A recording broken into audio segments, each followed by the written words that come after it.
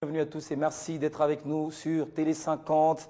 Fini le suspense, la Cour pénale internationale vient de prononcer son verdict dans l'affaire Jean-Pierre Bemba après près de 6 ans de procès. L'ancien sénateur congolais a été reconnu coupable en tant qu'autorité hiérarchique de 2 chefs de crimes contre l'humanité et 3 chefs de crimes de guerre commis par ses troupes en Centrafrique. Regardez. Tout commence en 1999, quand Patassé a été réélu à la tête de la Centrafrique. Mais en mai 2001, l'ancien président André Kolimba, au pouvoir entre 1981 et 1993, a tenté de les renverser par un coup d'État, malheureusement sans succès. Pour s'opposer à ces coups d'État, Patassé a fait appel à la Libye en s'adressant à Jean-Pierre Bemba et à sa milice du MLC. Kolimba s'est alors enfoui avec des centaines de soldats de l'armée nationale. Accusé des complots avec Kolimba, François Bozizé, alors chef d'état-major, aussi en exil, et ses combattants ont rapidement atteint Bangui, où il y a eu de violents combats, mais le groupe pro-Patassé ont ensuite réussi à repousser les forces de Bozizé vers le nord de la capitale. Pour sa part, le MLC est resté en RCA pendant 5 mois. C'est ce qui s'est passé pendant ces temps qui sera au centre du procès de Jean-Pierre Bemba. Selon le procureur, les combattants du MLC se sont déchaînés commettant de crimes d'assassinat, de viol et de pillages contre les habitants de la RCA. Le 15 mars 2003, Bozizé et ses partisans ont pris le contrôle de Bangui alors que Patassé était hors du pays. Incapable de revenir au pays, il s'est alors exilé au Togo où il réside encore jusqu'à ces jours. Le 22 mai 2008, la section préliminaire, après examen d'une requête du procureur, a délivré un mandat d'arrêt contre Jean-Pierre Bemba. C'est alors que commence ces longs feuilletons. Après près de 8 ans de procédure devant la CPI, Jean-Pierre Bemba a été reconnu coupable ce lundi en tant qu'autorité hiérarchique de 2 chefs de crimes contre l'humanité et des 3 chefs de crimes de guerre commis par ses troupes en Centrafrique entre 2002 et 2003. Qualifié des figures de trave du MLC par la Cour pénale internationale, Jean-Pierre Bemba n'a pas exercé un contrôle nécessaire pour empêcher les quelques 1500 hommes composant le 3 bataillons du MLC déployés en Centrafrique pour soutenir Ange Félix Patassé, alors président de la République, à commettre des attaques contre le civil, a expliqué Sylvia Steiner, juge principale de la Chambre de première instance 3 de la CPI, lors de l'audience publique à La Haye. Une autre audience interviendra dans une date ultérieure pour fixer la peine. L'ancien vice-président de la RDC, qui a déjà passé près de 8 ans en détention, risque jusqu'à 30 ans de prison. Et sur ce plateau, Oswald Bafouni-Mbaka, il est avocat et chercheur en droit international pénal. Bienvenue. Merci. Alors, première question, est-ce qu'il était-il possible que Jean-Pierre Bemba soit libéré ce 21 mars 2016? Oui, quand nous sommes dans un procès pénal, aussi international soit-il, il faut s'attendre pendant les verdicts à 2 décisions, soit un acquittement, soit une condamnation. En cas d'acquittement, dans les 2 hypothèses, les parties au procès, c'est-à-dire pour les cas d'espèce, Madame la procureure et les prévenus Jean-Pierre Bemba, avaient le droit d'exercer ou ont le droit d'exercer leur voie de recours, qui est la principale voie, c'est l'appel. Et nous savons tous que l'appel étant suspensive, il était improbable que Jean-Pierre Bemba soit libéré à cette date. Parce que ce soit dans des cas de condamnation ou dans des cas d'acquittement, l'une des parties aurait exercé ce droit d'appel et Jean-Pierre Bemba n'aurait pas été libéré en ce jour. Oui. Mais qu'il y ait eu verdict, oui. Mais qu'il ait été libéré, cela ne relèverait que d'une illusion démesurée de la part de... Mais alors, est-ce que la Cour pénale internationale ne fait-elle pas jurisprudence en reconnaissant la culpabilité de Jean-Pierre Bemba alors qu'il ne dirigeait pas directement ce troupe en Centrafrique? Oui, en droit pénal international, il est prévu 2 types de responsabilités, comme vous venez de le dire. Il y a une responsabilité directe, c'est-à-dire quand on est soi-même sur place aux commandes de troupes qui commettent des crimes graves relevant de statut d'héros. Dans ce cas, Jean-Pierre Bemba n'y était pas. Dans ces cas, Jean-Pierre Bemba n'y était pas.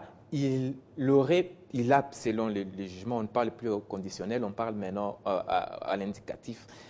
Il a péché de l'omission, c'est-à-dire d'avoir eu des troupes en Centrafrique qui ont commis des crimes et que lui n'a pas empêché. C'est ça la jurisprudence que nous venons de connaître aujourd'hui dans les cas de Jean-Pierre Bemba. Combien de peines, combien d'années pourrait-il encourir puisqu'il s'agit là des crimes de guerre et des crimes contre l'humanité? Oui, nous sommes tous sans ignorer que les statuts de Rome ne prévoient pas la peine de mort. Oui. Et la peine maximale fixée par les statuts de Rome, c'est 30 ans. En cas de commission des crimes de guerre ou de crimes contre l'humanité. Alors, pour les cas d'espèce, on pourrait imaginer une peine à cette hauteur-là. Mais aussi, on peut imaginer une peine moins que ça. N'oublions pas que, comme votre résumé vient de le préciser, Jean-Pierre Bemba a déjà passé 8 ans de prison. Cela signifie, et si c'est moi si il est condamné aujourd'hui à un maximum de 12 ans de prison, Jean-Pierre Bemba peut être libéré pour les cas de l'affaire de la Centrafrique. Il peut être libéré parce qu'en ce moment-là, il aura déjà consommé les 2/3 de la peine et cela lui donne droit à solliciter une liberté anticipée. Dernière question, est-ce qu'il y a la possibilité de faire appel après 3 mois pratiquement de ce verdict, alors qu'il y a encore un autre dossier qui le poursuit, le dossier de subordination de témoins? Le dossier de subornation des témoins, c'est un dossier connexe à l'affaire de Centrafrique dont nous venons d'avoir les verdicts cet après-midi. Mais les deux affaires étant, bien que connexes, restent indépendantes. Cela signifie que quand bien même l'on viderait l'affaire des crimes commis en Centrafrique, l'affaire de subordination poursuit son cours.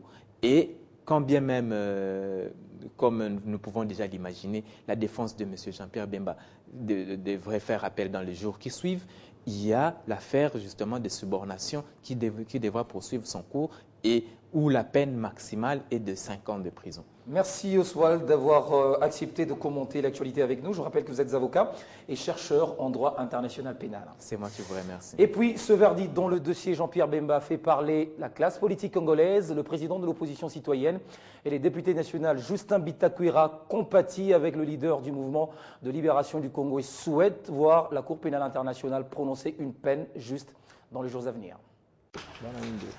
C'est au cours d'un point de presse tenu à Kinshasa que l'élu d'Uvira a exprimé sa position face au verdict rendu ce lundi par la Cour pénale internationale dans l'affaire opposant le sénateur congolais Jean-Pierre Bemba à la procureure de la CPI. Jean-Pierre Bemba, c'est un fils du pays et nous tous, nous ne devons que compatir, quelles que soient nos tendances et quelles que soient nos divergences. Effectivement, ça fait, je crois, bientôt 8 ans qu'il croupit dans les prisons de la CPI. Et cette CPI pour l'Afrique, vous savez, elle est controversée. Parce que nous connaissons des chefs d'État dans le monde qui se sont même attaqués à d'autres États. Mais ils vaquent normalement à leurs occupations. Justin Bitakwira, qui dit attendre le prononcé de la peine par la CPI, souhaite que la sentence tant attendue par tous soit juste et raisonnable. Et nous ne pouvons que prier pour lui, c'est la vie. La vie, elle est ce qu'elle est. Chacun de nous a un destin. Peut-être que son destin était que se définir à la Cour pénale internationale. Et le destin de quelqu'un, on ne le change pas. Parce que... Visiblement, cette sentence de la CPI est mal accueillie par le mouvement de libération du Congo. Ainsi, le rendez-vous est pris pour les mois à venir lors de l'audience de prononcé de la peine. Dans l'actualité également, le calendrier de la session ordinaire de mars à l'Assemblée nationale a été adopté ce lundi en plénière par les députés après examen de ce dossier de travail ouvert avec la possibilité d'être enrichi au cours de la session. Mais avant, la plénière, Obaminakou, secrétaire général de la majorité présidentielle, a échangé avec les communicateurs de la MP sur la stratégie communicationnelle de la famille politique du chef de l'État, Joseph Kabila. Regardez. Adoptées par la conférence de présidents, les matières figurant au calendrier de la session ordinaire des mars ont été examinées ce lundi à l'Assemblée nationale de la République démocratique du Congo. Tout au long de la plénière, le président de la Chambre basse du Parlement congolais Obaminakou a fixé les députés et orienté les débats en rapport avec les recommandations et autres questions posées. Le président de l'Assemblée nationale a fixé les élus du peuple en rapport avec la loi de ratification de la BAD sur les financements de quelques provinces de la République démocratique du Congo. Aujourd'hui, si nous ne parvenons pas dans une semaine, à ratifier les 10 protocoles, ce qui fait que ce projet tombe caduc. Dans ce protocole, il y va des intérêts de certaines de nos provinces pour bénéficier d'un appui financier en matière d'infrastructures socio-économiques. Adopté, le calendrier de la session ordinaire de mars reste ouvert. Le calendrier vient d'être adopté, il reste ouvert. Comme vous savez que les pratiques parlementaires veulent que le gouvernement puisse déposer les projets de loi. Jusque-là, la loi dont vous parlez, vous faites allusion toujours, n'est pas encore déposée par le gouvernement. Avant la plénière, Obebina Koudjalandjoko, secrétaire général de la majorité présidentielle, a conféré avec les communicateurs de la MP dans la matinée. L'équivoque a été levé sur les concepts communicateurs de la majorité présidentielle et sur la liste publiée dans les réseaux sociaux. Nous avons besoin de resserrer nos rangs pour avoir une communication beaucoup plus ordonnée, cohérente pour le bien de notre famille politique. Et donc, ça nous arrive régulièrement, mais aujourd'hui, bien évidemment, ça revêt un caractère tout à fait spécial. Mais c'est une communication avec le secrétaire général pour organiser ces troupes que nous sommes pour une meilleure communication. Série d'échanges ce lundi au ministère de Relations avec le Parlement. Tour à tour, Kinkei Mulumba s'est entretenu avec l'ambassadeur de Cuba en République démocratique du Congo, le directeur général de la DGI, ainsi qu'avec le directeur des opérations de la Banque mondiale, avec Marcelo Caballero. Il était question d'échanges d'expériences et le Cuba veut, via le ministère des Relations avec le Parlement, bénéficier de l'expérience congolaise, tandis qu'avec Moustapha Ndiaye de la Banque mondiale, son institution veut appuyer ce ministère afin d'assurer une démocratie entre le gouvernement et le Parlement. Le ministre nous a parlé un peu des activités qu'il a avec le Parlement et en ce qui concerne notamment les activités de renforcement de la redevabilité. Et il nous a demandé de pouvoir explorer avec lui les possibilités de collaboration dans ce domaine. Il y a un certain nombre d'activités qui ont été identifiées pour lesquelles nos équipes techniques vont se réunir pour les mettre en œuvre. Il s'agit notamment de la question du suivi des recommandations du Parlement pour voir dans quelle mesure ces recommandations ont fait l'objet de suivi. Mais il y a également de manière beaucoup plus globale tout ce qui est réforme institutionnelle et législative qui nous intéresse tout particulièrement. Parce que nous venons de discuter avec le ministère des Finances de la matrice de gouvernance économique. Et lorsque nous regardons la matrice de gouvernance économique, il y a beaucoup d'actions qui sont liées aux activités du Parlement. Ce qu'il faut savoir, c'est que nous avons un programme très important en matière de gouvernance, de manière générale. C'est vrai que lorsqu'on parle de gouvernance, il y a la question de la gouvernance économique et financière, mais également la gouvernance démocratique politique. Le mandat de la Banque mondiale ne porte pas sur la gouvernance démocratique. Mais en matière de gouvernance économique et financière, avec le contrôle parlementaire, ça c'est un thème qui intéresse profondément la Banque. D'ailleurs, nous travaillons avec aussi bien l'Assemblée que le Sénat pour le renforcement du contrôle parlementaire. La cité côtière de Moanda, dans la province du Congo central, a reçu la visite du ministre de la Défense nationale, ancien combattant et réinsertion Crispin Atama. Le premier temps fort de cette visite de travail a été marqué par la signature d'une série de 5 conventions avec le chef de la mission diplomatique française. Selon Alain Rémy, ces conventions matérialisent l'engagement de 2 pays de mener à bien les différents projets communs quant à la valorisation des officiers et sous-officiers ainsi que des élites militaires des FARDC. Paris va ainsi œuvrer pour la formation des cadres des FARDC à Kinshasa et à Kitona, a affirmé Alain Rémy, chef de la mission diplomatique française, après avoir signé une série de 5 conventions avec le ministre de la Défense nationale, ancien combattant et réinsertion au-delà de ses nombreuses écoles internationales en Afrique et en France. Kinshasa à l'école de commandement à l'état-major, mais aussi à l'école de la logistique, 2 des conventions que nous venons de signer, et à Kitona au sein des écoles d'infanterie, d'artillerie et de sous-officiers.